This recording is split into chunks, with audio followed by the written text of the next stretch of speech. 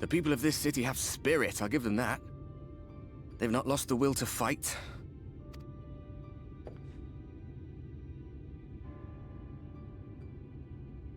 I can imagine how torn you must feel, looking at that sky, knowing what it means to everyone, and that you're responsible.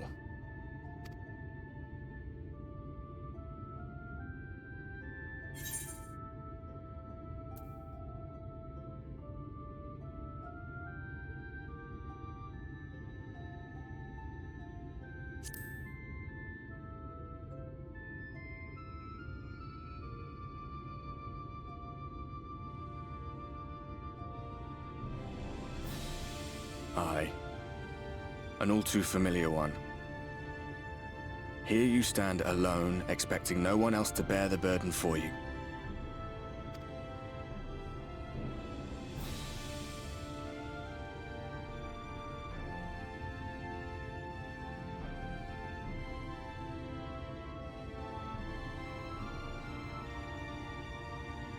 You're in a corner, and there doesn't seem to be any obvious way out. That doesn't mean it's over. However hopeless it seems, you haven't lost yet.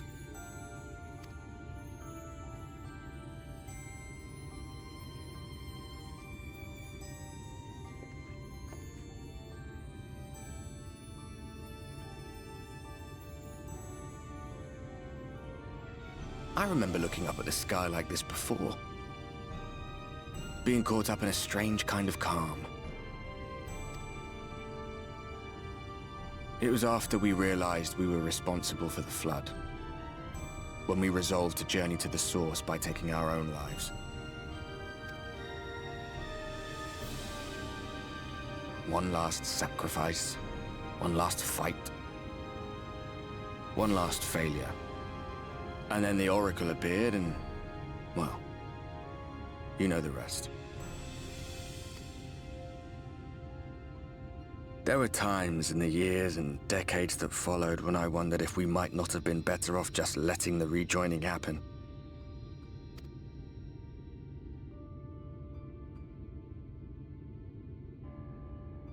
That we'd made one last mistake. But seeing that giant Talos stir to life cured me of any doubts I still had. Always we took the burden of fighting upon ourselves. That's what heroes do, isn't it? So we never had the chance to see anything like that. Our people coming together as one.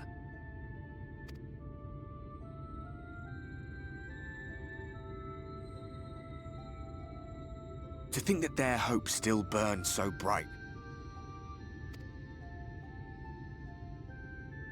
That they were still so eager to live, they would lift up their fellows, one on top of the other, till they reached the sky. No. We made the right decision. And I can finally feel proud of the part we played in helping this world survive.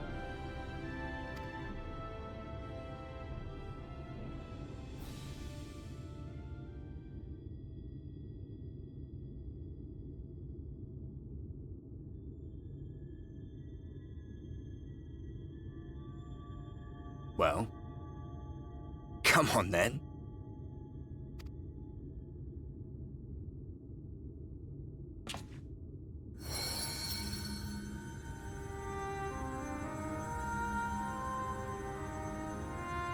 As I thought, what happened between us was no coincidence. My story may be finished, but the fates have gifted me a minor role in yours.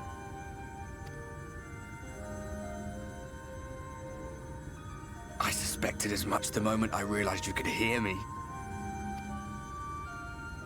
But it's hard not to doubt yourself when you're the man who caused the flood. I was afraid to do anything more than watch for fear of making things even worse. But no longer. After all, the path I once walked is now yours to finish.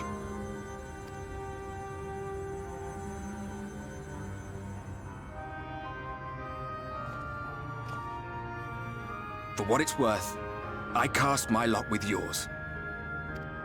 If you need a push, I'll be right there behind you. If you lose control, I'll do my best to stop you.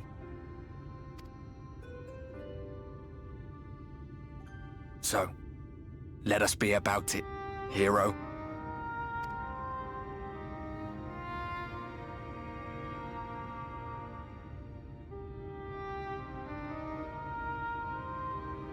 Oh, I was worried you were up here all alone, brooding and fretting and wallowing in your woes. But look at you, grinning at nothing like a pollen-drunk pixie.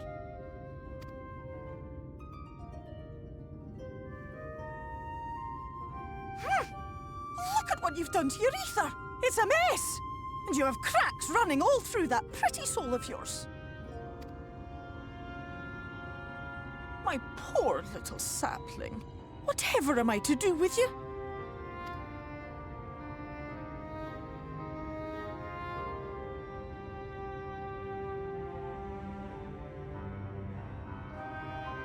Shall I yield up my throne? You could claim it. Cut ties with the mortal world? Hide away in the castle?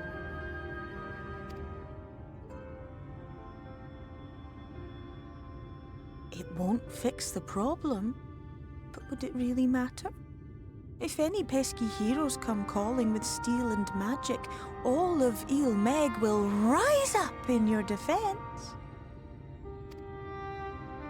My crown and scepter are yours, if you want them.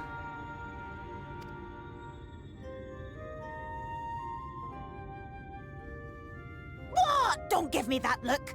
Of course I knew before I asked that you'd never ever heed such a wicked suggestion.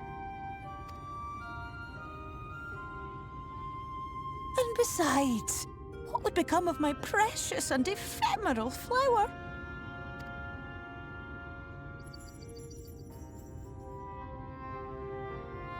Oh, my dear beloved sapling. You are lost, confused, and have precious little time to gather your wits. Your kind is always so preoccupied with what lies ahead, and so we muddle your vision with fog and glamour. But such trickery is easy to see through. Stand very, very still. Think not of where you need to go, but where you are right now at this moment, at this time, in this place.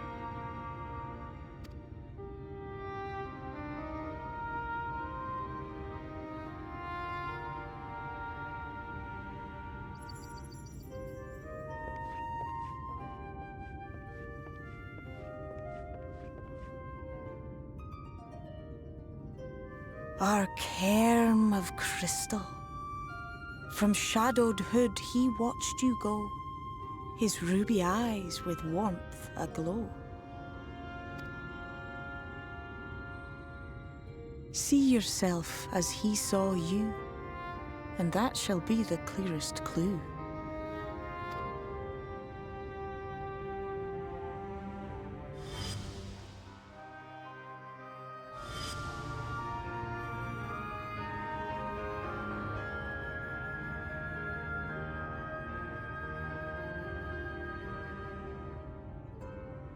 You stand in his garden, dear sapling. Ask his flowers what they know, and you will surely find an answer. But what will you do with it, I wonder? I'll be watching and waiting. Waiting and watching.